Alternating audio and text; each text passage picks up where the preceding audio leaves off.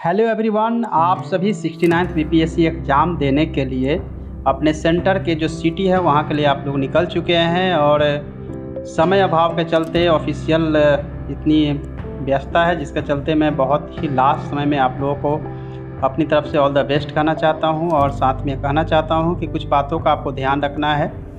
Examination में आपको समय से तो पहुँचना ही है। और आज लास्ट समय में बीपीएससी ने अपने एक नोटिफिकेशन भी दिया है आवश्यक सूचना के रूप में, जो मैं आप लोगों को बताऊंगा। उससे पहले ज़रूरी है कि आपको यह जानना ज़रूरी है कि इस बार जो एग्ज़ाम देने जा रहे हैं जिसमें कि 4 ही ऑप्शन है, 5 नहीं है, और निगेटिव मार्किंग भी 1/4 की जगह 1/3 कर दिया गया है। तो ख़ास तौर से आपको ध्यान रखना है कि जो नंबर ऑफ़ क्वेश्चन अटैम्प्ट करने की जो संख्या है वो कम से कम 120-130 तक होनी चाहिए। किसी भी हालत में आप यह देखेंगे कि 125 से तो कम आप मत बनाइएगा, बिकॉज 1/3 निगेटिव होने के बाद भी अगर आप कम बनाते हैं तो बिल्कुल कंफर्म क्वेश्चन भी जो है गलत होता है, ह्यूमन एरर या फिर एग्जामिनेशन के प्रेशर के चलते। तो आपको क्वेश्चन किस तरह से बनाने हैं, सबसे पहले तो ज़रूरी होता है कि लेमिनेशन मेथड से आप क्वेश्चन को बनाएंगे। एंड सेकेंड थिंग कि क्वेश्चन बनाते समय पॉजिटिव एक बिल्कुल माइंड रखना है। स्टार्टिंग में बहुत सारे क्वेश्चन अगर आपको लगे कि टफ़ है तो आपको जो जिस सब्जेक्ट में आपकी पकड़ अच्छी है उस सब्जेक्ट से स्टार्ट करनी है, नंबर 1। नंबर 2 कि जो क्वेश्चन आपसे बन रहा है उसको जल्दी में या तेज़ी के साथ आपको बनाना चाहिए।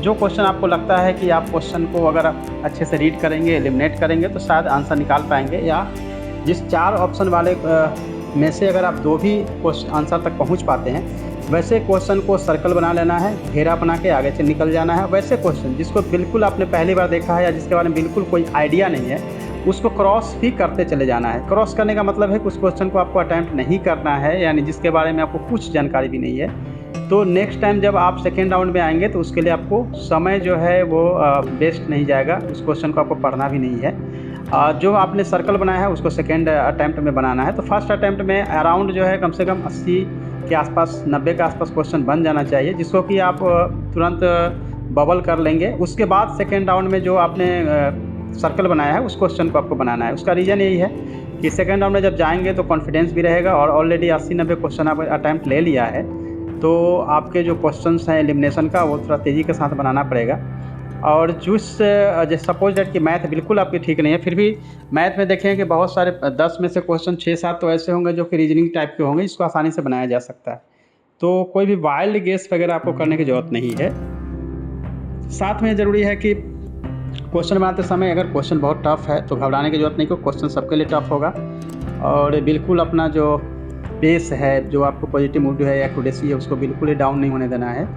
और क्वेश्चन बनाते समय पॉजिटिव मूड में रहना है, खुश होकर जाना है एग्जामिनेशन देने के लिए। वैसे तो घबराहट बहुत सारी है, एग्ज़ाम से पहले बिल्कुल रिवीजन वगैरह अगर आपको पॉसिबल हो तो करें, अदरवाइज़ बिल्कुल ना करें, क्योंकि इसमें जो क्वेश्चन आप एग्जामिनेशन सेंटर में पढ़ते होते हैं वो क्वेश्चन आता तो है नहीं, लेकिन आपका प्रेशर बढ़ा देता है। और आज के हिसाब से जो आपको ये सामने नोटिफिकेशन आया है बीपीएससी का, जिसमें कि आप अगर देखते हैं, आप जो मैं आपको स्क्रीन पे दिखा रहा हूँ, जिसमें कहा जा रहा है नंबर 2 आपके लिए इम्पोर्टेंट है कि 11 बजे तक परीक्षा केंद्र पे आपको पहुँच कर आपको प्रवेश ले लेना है, क्योंकि उसके बाद आपको प्रवेश नहीं देना, 1 घंटा पहले ही आपको प्रवेश करा दिया जाएगा।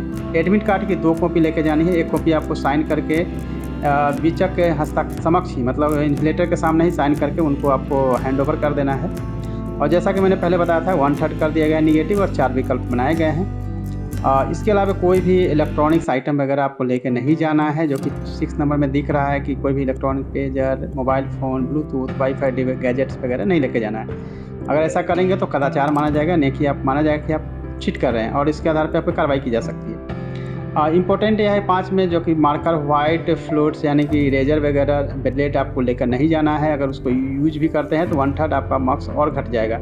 यानी कि जिस भी बबल्स पे अगर आप कुछ छेड़छाड़ करते हैं या वाइटनर लगाते हैं या फिर ब्लेड से इरेज करते हैं तो वैसे में आपको 1/3 यानी कि उसमें से भी आपको 1/3 मार्क्स जो है कट जाएगा, क्योंकि वहाँ पे स्कोर आपको नहीं मिला। तो अच्छा यह है कि बबल करते समय काफ़ी अच्छे से उसको देखने की ज़रूरत है। एग्जामिनेशन के दरमियान आपको और भी एहतियात बरतनी है। पहले तो मैंने जो बताया था इलेक्ट्रॉनिक्स आइटम को नहीं लेके जाना है, और साथ ही यह भी कि जब तक एग्ज़ाम पूरी तरह से पूरा नहीं हो जाता, OMR शीट को सील नहीं किया तब तक आपको एग्जामिनेशन हॉल से बाहर निकलने की अनुमति नहीं है। साथ ही जो भी किसी तरह के कदाचार में पाए जाएंगे तो उनको 5 ईयर्स, इस एग्ज़ाम के साथ ही 5 ईयर्स तक के लिए भी आपको डिबार कर दिया जाएगा। साथ ही जो भी किसी तरह के वायरल करने की कोशिश या कि अफवाह फैलाने की कोशिश करेंगे उनको भी नेक्स्ट 3 ईयर्स के लिए डिबार कर दिया जाएगा। तो ये आपके लिए महत्वपूर्ण सूचना थी। साथ में ज़रूरी है कि एग्ज़ाम इस बार जो है 470 सीट है, जो सीट बाद में मुझे लगता है बढ़ भी सकती है। तो इसमें आपको सीट को हिसाब से नहीं देखना है कि सीट बहुत कम है, ऐसा कुछ नहीं है। सीट जो है वो आपको तो एक ही सीट चाहिए।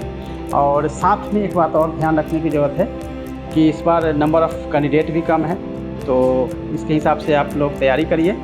और एग्ज़ाम देने के बाद बिल्कुल हड़बड़ी में कोई भी लाइव क्लास से आंसर मिला के परेशान होना कि ये सही गलत है। क्योंकि एक्चुअली होता क्या है कि जब भी एग्ज़ाम के तुरंत बाद ही लाइव करके कोई कट ऑफ बता रहा है, कोई कुछ भी आंसर बता रहा है, वो सबसे पहले तो आंसर सही नहीं होता है। और जो लोग क्वेश्चन बिना पढ़े भी एग्ज़ाम ख़त्म होता है और 5 मिनट बाद उसका अपने से ही कट ऑफ पहले से सोच के रखते हैं, बोल देते हैं। तो कट ऑफ भी मैं आपको एग्जामिनेशन के बाद बताऊंगा, लेकिन ज़रूर एक दिन समय लूँगा, पूरा मैं एनालाइज करूँगा, फिर बताऊँगा। और जो सटीक आंसर होगा उसके लिए भी थोड़ा समय लेके आपको हम बताएँगे। मेरी ओर से आप सभी को बहुत सारी शुभकामनाएँ।